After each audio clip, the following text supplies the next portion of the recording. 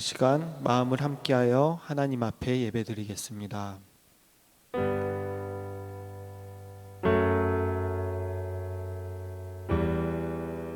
우리 영혼이 여호와를 바라며 그는 우리의 도움과 방패시로다.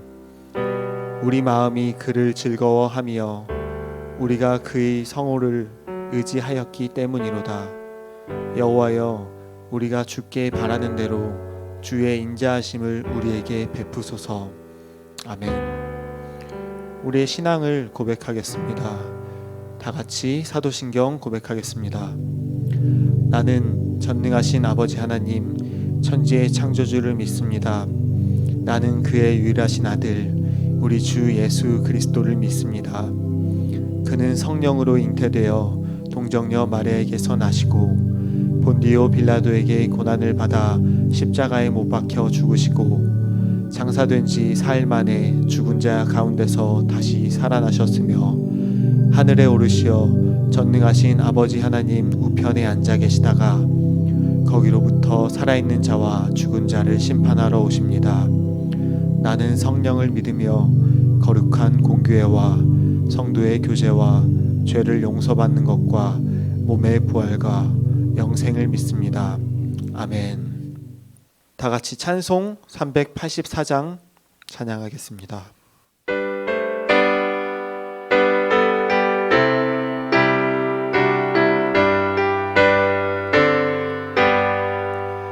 나의 갈 길 다가도록 예수 인도하시니 내 주 안에 있는 그 일 어찌 의심하리요.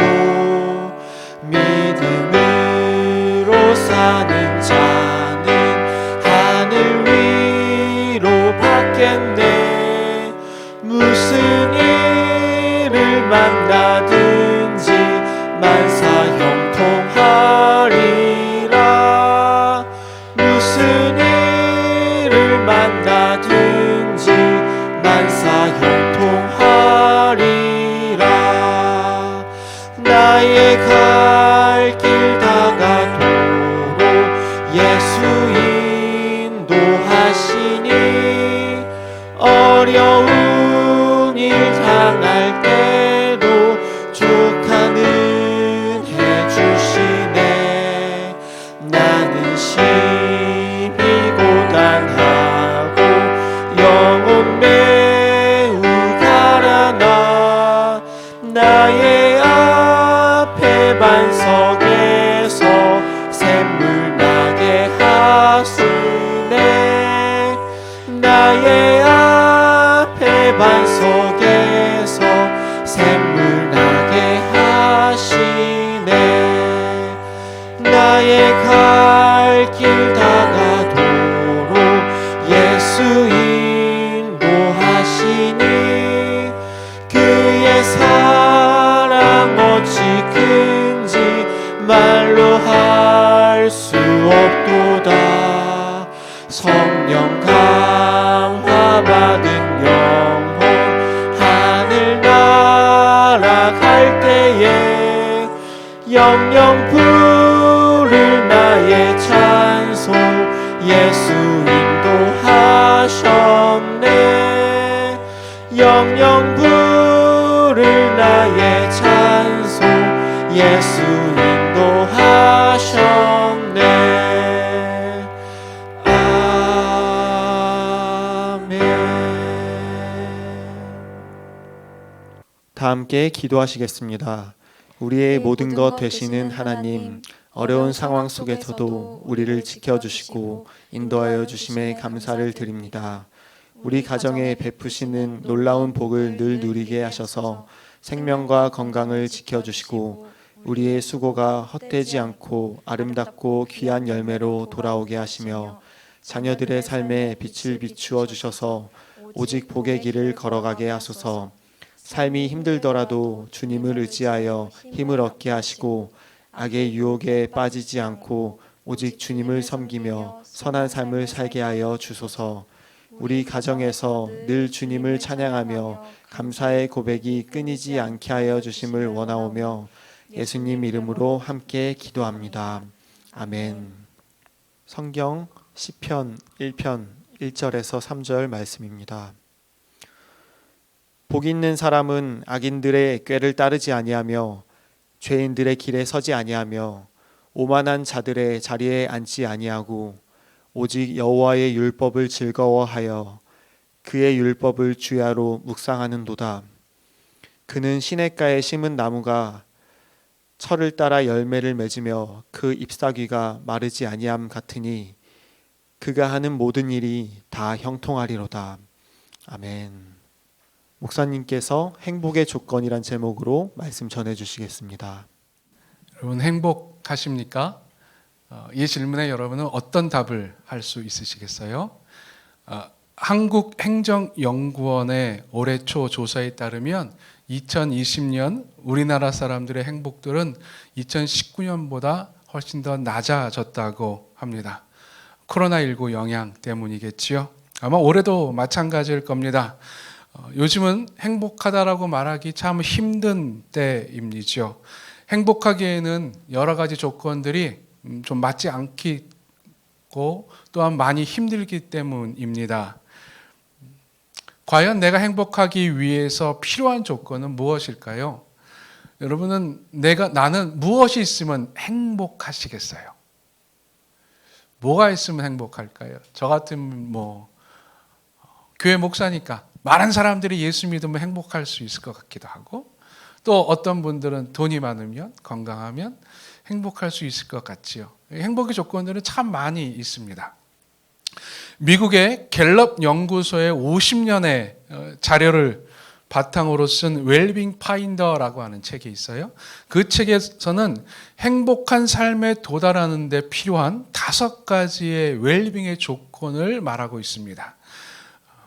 행복한 삶을 살기 위한 5가지의 조건이라고 말하면 되겠죠. 첫 번째로는 직업적 웰빙입니다.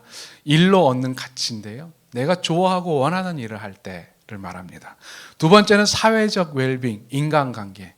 좀 선하고 좋은 인간관계를 갖는 것. 세 번째는 경제적 웰빙, 재정관리. 소위 말해서 내가 통장에 돈이 좀 두둑히 쌓이는 것을 말합니다. 네 번째는 육체적 웰빙, 건강할 때죠. 다섯 번째는 커뮤니티 웰빙이라고 합니다. 내 주변 환경이 나를 힘들게 하지 않을 때, 이런 모든 조건들을 다 만족해야만 행복한 삶을 살 수 있다. 연구, 자료 조사들을 그렇게 만들었다고 해요. 만약에 여기서 어느 하나가 부족하면 행복도가 떨어진다고 이야기합니다. 여러분 5가지 조건을 맞추기에 얼마나 힘들겠습니까? 여기서 말하는 결론은 딱 하나예요. 우린 행복하기 참 힘들다. 행복하기 참 힘듭니다. 그러면 여러분 성경에서 이야기하는 하나님이 말씀하시는 행복의 조건은 무엇일까요? 우리가 행복하기 위해서 무엇이 필요할까요? 오늘 우리가 읽은 본문 시편 1편은 복 있는 사람은으로 시작을 합니다. 근데 여기서 말하는 복이라고 하는 것은 행복을 의미한다고 합니다. 즉 다시 읽으면 행복한 사람은 이라고 말할 수 있겠지요. 그러면서 행복한 사람의 조건을 오늘 시편 1편은 우리에게 이렇게 이야기합니다. 악인을 따라가지 않고 오직 주님의 율법을 즐거워하고 묵상하는 자.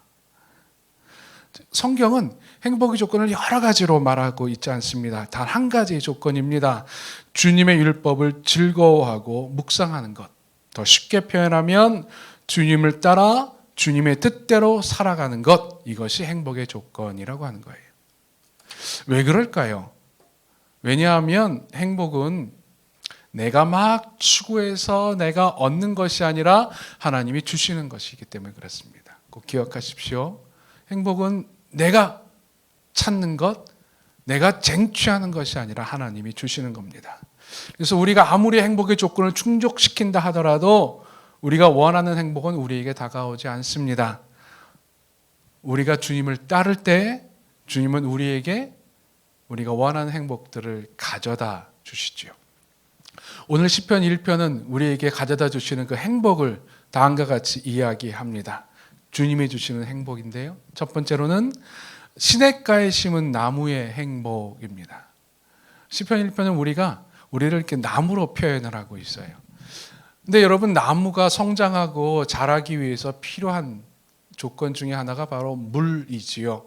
이스라엘에게서는 물이 참 귀한 존재였습니다. 그래서 사막이나 광야에서 뿌리를 내린 나무는요, 늘 물의 공급을 필요로 했습니다. 늘 전전긍긍해야 됐어요. 물 때문에. 근데 시냇가에 심겨진 나무는 물을 걱정할 필요가 없지요. 항상 그 시냇가에서 물을 공급해 주기 때문에 그렇습니다. 이것이 바로 주님이 우리에게 주시는 행복이라고 하는 거예요. 주님이 우리의 필요를 늘 공급해 주시는 은혜. 이 은혜가 우리를 행복하게 합니다. 우리 가족이 우리 주님을 따름으로 인해서 우리 주님이 공급해 주시는 은혜를 경험해서 우리의 삶이 늘, 우리 가족의 삶이 늘 행복하기를 축원드립니다. 두 번째 하나님이 주시는 행복이 있는데요. 바로 열매를 맺으며 잎사귀가 마르지 않는 행복입니다. 이건 한마디로 표현하면 우리 삶의 풍요라고 말할 수 있을 것입니다. 우리가 주님을 따를 때 우리의 열심은 우리의 열매로 다가와요. 우리가 땀 흘리는 것만큼 아니 그 이상으로 우리 귀한 열매로 다가옵니다. 그래서 철을 따라 열매를 맺게 되는 것이고요. 잎사귀가 마르지 않는 것. 여러분, 나무가 병들었음을 알 수 있는 거는요, 그 잎사귀가 마르는 거예요. 뭐 가을 돼서 잎사귀가 떨어지는 것이 아니라 봄이 되고 여름이 됐음에도 불구하고 잎사귀가 푸릇푸릇하지 못한 것, 무성하지 못한 것을 보고 우리는 그 나무가 병들었음을 알 수 있겠죠. 또한 그 나무가 건강하면 반대로 잎사귀가 풍성하고 무성한 겁니다. 즉 잎사귀가 늘 무성하다라고 하는 것은 하나님께서 우리의 삶을 책임져 주시는 거예요. 우리의 건강을 책임져 주시는 거예요. 즉 하나님이 우리의 수고에 열매를 주시고 우리의 삶을 책임져 주시는 그 건강을 책임져 주심으로 인해서 우리가 늘 행복할 수 있게 되는 것이죠. 우리 가정이 이러한 행복을 누릴 수 있기를 간절히 축원드립니다. 열매를 맺고 건강, 하나님이 책임져 주시는 것. 세 번째, 하나님이 주시는, 주님이 주시는 행복은요, 모든 일이 다 형통하는 행복입니다. 아, 이게 진짜 행복 같아요. 우리가 생각하는 행복. 그렇죠? 여러분, 일이 다 잘 될 때는 참 행복해요. 참 기쁘고 즐거워요. 근데 일이 잘 안 될 때는, 일이 막힐 때는, 뜻대로 안 될 때는, 실패할 때는 우리는 좌절하기도 하고 낙심합니다. 근데 주님이 약속하세요. 우리가 주님을 따를 때 주님께서 우리에게 형통을 주신다고 하는 거예요. 우리가 악인의 유혹에 빠지지 않고 잘못된 길로 빠지지 않고 오직 주님을 따라갈 때에 주님은 그 길에 주님의 형통, 모든 일이 다 잘 되는 것, 주님께서 함께해 주셔서 그 일들 가운데 주의 은혜가 나타나는 형통을 우리에게 주신다고 하는 거예요. 그래서 우리는 그 형통으로 인해서 행복감을 느끼게 되는 것이죠. 예, 분명 우리 주님은 우리 가족의 모든 일에 형통을 허락해 주실 줄로 믿습니다.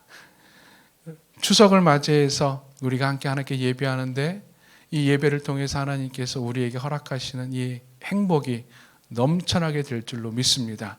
우리 가족이 주님을 따를 것이고 주님만을 바라볼 것이고 주님의 말씀만 따라가며 그 말씀 가운데 우리 가족이 우뚝 서서 바르게 서서 주님께서 허락하여 주시는 진짜 행복을 맛보며 살아가는 우리 모두가 되기를, 우리 가족이 되기를 간절히 축원드립니다. 기도하시겠습니다. 하나님, 우리가 주님을 늘 따르며 주님의 말씀 가운데 살아감으로 인해서 주님께서 베풀어 주시는 그 행복을 누리게 하여 주옵소서. 내가 원하는 행복의 조건을 찾는 것이 아니라 하나님이 원하시는 행복의 조건을 맞춤으로 인해 하나님께서 베푸시는 그 행복이 우리 가족 가운데 늘 넘쳐나게 하여 주시옵소서. 예수님의 이름으로 기도하옵나이다. 아멘. 우리 다같이 찬송가 430장 우리 함께 찬양합니다.